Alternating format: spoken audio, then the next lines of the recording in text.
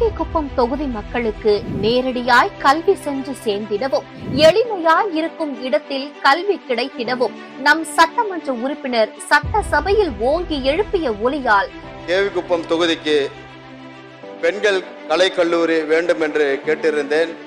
பல கிராமங்களில் இருந்து போக்குவரத்து வசதி கூட இல்லாமல் இருக்கின்ற கிராமங்களிலிருந்து வருகின்ற மாணவிகள் இந்த இருபாலரும் படிக்கின்ற கல்லூரிகளுக்கு பெண்களை அனுப்பாமல், படிக்கவில்லை என்றாலும் பரவாயில்லை வீட்டிலே இருக்கட்டும் என்கின்ற ஒரு சூழ்நிலை இருக்கின்றது.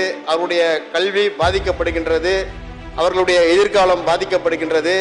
கேவிக்குப்பம் தொகுதிக்கு பெண்கள் கலைக்கல்லூரி வேண்டும் என்பதை அமைச்சர் அவர்கள் உறுதிப்படுத்த வேண்டும் என்று தங்கள் வாயிலாக கேட்டு அமர்கிறேன். நம் குழந்தைகள் நம் தொகுதியிலேயே இலவசமாய் மேற்படிப்பை தொடர்ந்திட அரசு கலைக்கல்லூரி அமைக்கப்பட்டது. எதிர்கால சந்ததியினருக்கு கல்வியை கொடுத்தாலே போதும், சுயமரியாதையாய் அவர்களின் வாழ்க்கை அமையும் எனும் பொன்மொழிக்கேற்ப நம் தொகுதிக்கு கல்லூரி கொண்டு வந்த நம் சட்டமன்ற உறுப்பினர் மீண்டும் நம் மக்களுக்கு சேவையாற்ற கேவிக்குப்பம் தொகுதியில் களம் இறங்குகிறார்.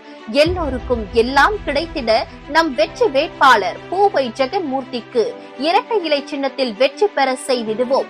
வாக்களிப்போம் இரட்டை இலைக்கு, வளர்ச்சியை கொடுத்திடுவோம் கேவிக்குப்பத்திற்கு.